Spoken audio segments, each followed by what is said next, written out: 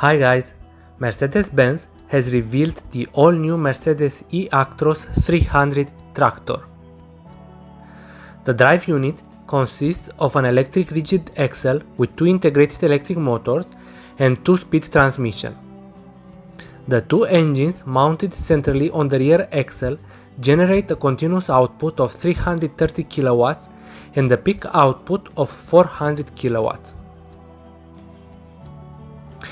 3 battery packs are installed, each with an installed capacity of 112 kWh, allowing for an electric range of up to 220 km.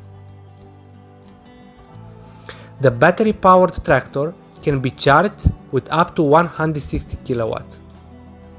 The 3 battery packs take just over 1 hour to charge from 20 to 80% at a standard DC fast charging station.